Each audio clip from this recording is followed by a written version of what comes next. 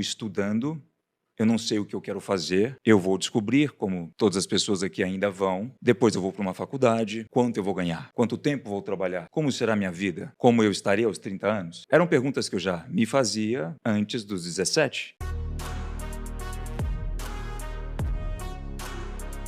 Eu me questionava muito com relação ao caminho que eu ia percorrer. Então, ok, eu estou estudando, eu não sei o que eu quero fazer, eu vou descobrir, como todas as pessoas aqui ainda vão, depois eu vou para uma faculdade, quanto eu vou ganhar, quanto tempo vou trabalhar, como será a minha vida, como eu estarei aos 30 anos. Eram perguntas que eu já me fazia antes dos 17, 18 anos. E, de certo modo, eu percebia que aparentemente eu era a única pessoa que questionava aquilo. Se você me perguntasse na época o que eu gostaria de ser ou fazer, seria ganhar dinheiro. Aí eu teria mais liberdade para tomar as minhas próprias decisões. E eu parei para pensar, mas ok, eu vou aprender a ganhar dinheiro?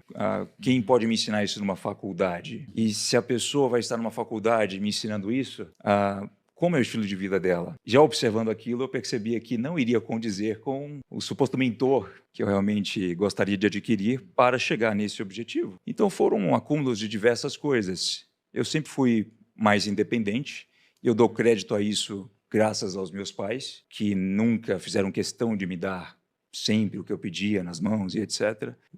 Eles são bem trabalhadores, então incentivavam ali o Tiago, né, do passado a procurar e perseguir suas próprias coisas. Mas, ao mesmo tempo, faça os estudos, termine. Mas me ajudou, de certa forma, porque quando eu tentava conseguir alguma coisa que eu queria, eu desejava, seja um bem material, seja, enfim, qualquer tipo de experiência na época, eu sempre percebia o quão limitado eu estava com relação ao dinheiro, sobre esse assunto. Então, eu já me questionava sobre como eu resolveria isso no futuro e se eu iria realmente querer seguir aquele caminho. Então, uma das decisões que mais me ajudaram nesse momento a sair do primeiro ano do ensino médio foi o fato de eu ter conhecido o marketing digital pelos norte-americanos. Então, como eu já ficava boa parte do tempo no computador, eu me inscrevi em várias listas de e-mails de diversas coisas e, de repente, eu acabei recebendo um e-mail e entendi meio que o padrão ali do que a pessoa estava não oferecendo, mas fazendo, sabe? Aquele padrão de como ela estava tentando incitar uma venda, incitar os gatilhos, etc. E aquilo me chamou muita atenção.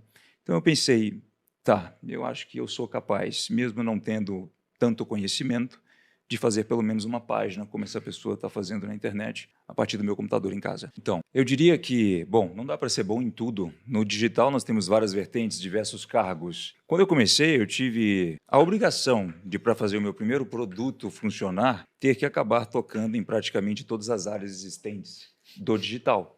Então, eu fui do financeiro, a copywriter, a pessoa que editava o vídeo, uma aula, por exemplo. Acabei fazendo tudo isso. E depois eu fui identificando no que eu mais me considerava ser bom, e eu percebi que era em funis de vendas e branding, que envolve marketing e estratégias. É mais essa parte principal. Então, a definir a proposta de um produto, a entender e ser extremamente sensitivo ao público que está lá do outro lado, a separar o que eu acho do que possíveis 230 milhões de pessoas podem achar. Então, eu sempre tive um tato para esse tipo de coisa.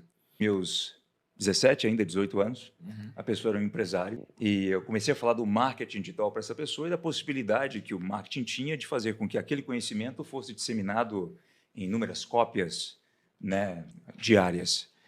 Ela criou muito interesse e falou o seguinte: nossa, legal, você consegue lançar? Você consegue fazer? Eu ainda estava só nas primeiras impressões do que eu achava ser o marketing digital. Eu não tinha conhecimento praticamente nenhum, era tudo muito vago, mas eu disse sim.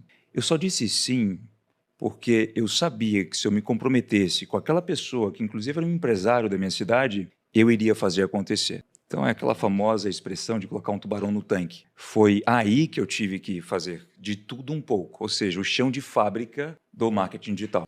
Essa modalidade é muito para pessoas que não querem aparecer, não têm uma habilidade única, elas não querem fazer o que nós chamamos de uma coprodução. Então, isso se encaixa mais nesse modo. Quando eu tive o insight para fazer o primeiro PLR, a única coisa que eu queria na minha empresa era fluxo de caixa. Eu quero aumentar o fluxo de caixa para que eu possa cobrir uma certa folha de pagamentos para trabalhar outros produtos. Então, acabou dando mais certo do que eu imaginei. A primeira coisa que você tem que fazer é validar aquele conteúdo. Quando eu não consigo ter uma clareza sobre se aquilo vai funcionar de fato ou não, eu procuro pesquisar todo aquele conteúdo, todas aquelas afirmações, pesquisar artigos que estão comprovando aquilo, e se ele estiver de forma incompleta, digamos assim, eu compro um segundo PLR sobre o mesmo tema. E junto, eu faço uma mistura de duas coisas. Se você pega aquele conteúdo, trabalha, modela, lapida, a fim de colocá-lo também à frente de outro especialista que vai poder te comprovar que aquele material realmente funciona, quando você o empacota, você coloca o ticket que você quiser. Muitas pessoas já questionaram, né, qual é a diferença de um café para um copo normal para um outro café num copo do Starbucks. É o branding, é o envelopamento do produto. Por exemplo, eu já percebi, não sei se vocês passaram por essa experiência, que ao comprar alguns cursos, até mesmo norte-americanos, eu pagava cerca de $900 num conteúdo, $2.000 num conteúdo, enquanto esse conteúdo está ali na livraria a R$19,90. Ajudou bastante. Eu acabei aprendendo comigo mesmo muitas coisas sobre branding, por conta própria, ali conforme eu fui começando a aparecer online. Mas, de certo modo, eu já sabia e tinha uma intuição para algumas coisas que eu via outras pessoas fazendo e que eu não julgava as mais corretas, como, por exemplo, nossa, eu vou começar agora no mercado de marketing digital porque eu recebi uma pergunta aqui no meu direct de alguém me perguntando se eu tenho um curso ou se eu posso fazer tal coisa, etc. Eu preferi, a nível de uma decisão estratégica de branding, fazer grana, literalmente, no digital por anos para aparecer pela primeira vez oferecendo algo. Porque hoje, com a barreira de entrada muito baixa, você vê muito o contrário acontecendo. Sim. Então, a pessoa está ali, ela tem um mínimo de resultado, ela expõe aquilo online e chove de perguntas como você dá uma mentoria, você dá um curso. E eu já vendo aquilo acontecer na minha adolescência, falei, não, eu vou trabalhar, eu vou conseguir resultados para um dia me sentir confortável e extremamente confiante para entrar de frente para uma câmera.